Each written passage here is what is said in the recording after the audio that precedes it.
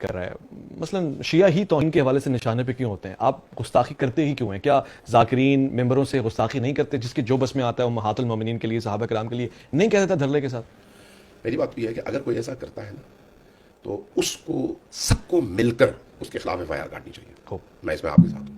جو ایسا کرے، اگر ایک بندہ ایسا کرتا ہے تو آپ 25 کروڑ پر الزام لگائیں گے. بہت سارے صحابہ نے شراب پی، آپ کہیں گے سارے صحابہ نعوذ باللہ شرابی تھے؟ جنہوں نے شراب پی ان کو سزا بھی ملی. تو اس کا مطلب یہ ہے اگر کسی نے بدکاری کی، وہ تو شراب کے حکم لانے سے پہلے ہے نا، نہیں اس کے بعد کی.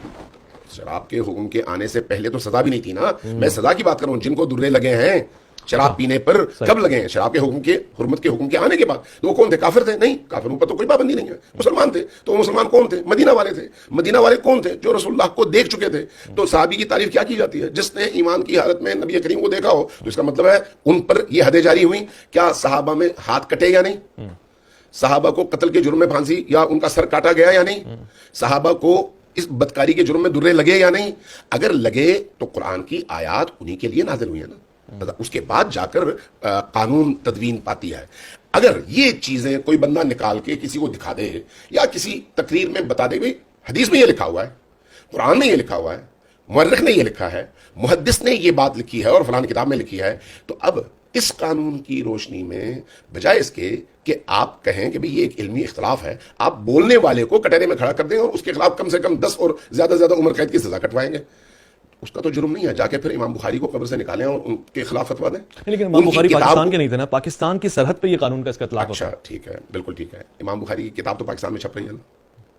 تو چھاپنے والے جو توہین پر مبنی کتاب ہوگی اس کو چھاپنے والا بھی توہین کا مرتکب ہے یا نہیں؟ تو پھر سارے پاکستان سے بخاریوں کو اٹھائیں اور جلائیں، مسلم کو اٹھائیں اور جلائیں.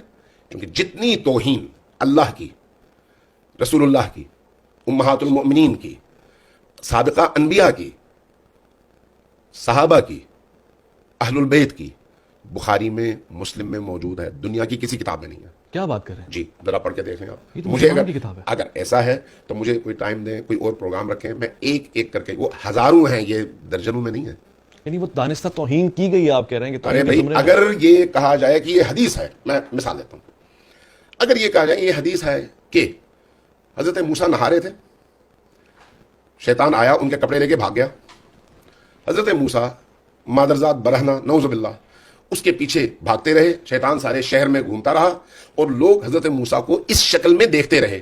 تو یہ حضرت موسیٰ کی تعریف ہے، تنقیص ہے، توہین ہے، کیا ہے؟ قابل برداشت ہی نہیں ہے. اچھا اگر کوئی یہ کہے کہ بخاری کی حدیث ہے کہ نبی کریم اپنی زوجہ حضرت ام المومنین عائشہ کے ساتھ، اب یہ باتیں میں کیسے، مطلب میں سننا ہی نہیں چاہ رہا، میں دلی میرا بجھ رہا ہے اس کو سن. پھر بخاری کو میں اسی لیے کہہ رہا ہوں نا پابندی لگا دیں.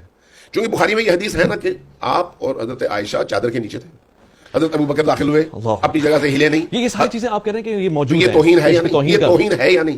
رسول اللہ کی بھی توہین ہے، حضرت ام المومنین عائشہ کی بھی توہین ہے کہ ان کے بند حجرے میں کبھی حضرت ابوبکر داخل ہوتے ہیں، کبھی حضرت عمر داخل ہوتے ہیں، کبھی حضرت عثمان داخل ہوتے ہیں، جبکہ وہ نامحرم ہے.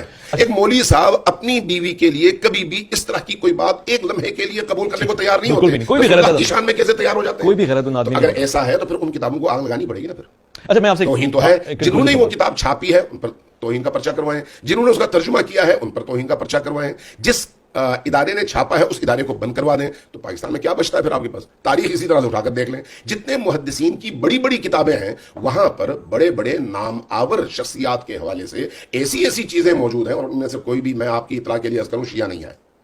کوئی شیعہ نہیں ہے کہ کوئی کہے یہ شیعوں کی روایت ہے. نہیں بھائی، امام ابن ابی شیبہ شیعہ نہیں ہے، بخاری شیعہ نہیں ہے، تبری شیعہ نہیں ہے، کامل شیعہ نہیں ہے، ابن اسیر شیعہ نہیں ہے، البدایہ والنہایہ شیعہ نہیں ہے. یہ جو صحاح ہیں ان کا کوئی مصنف شیعہ نہیں ہے. اگر آپ کو اس طرح کی ساری چیزیں وہاں سے مل جائیں تو اب آپ اس کے بعد کیا کہیں گے؟ یہ توہین ہے یا نہیں ہے؟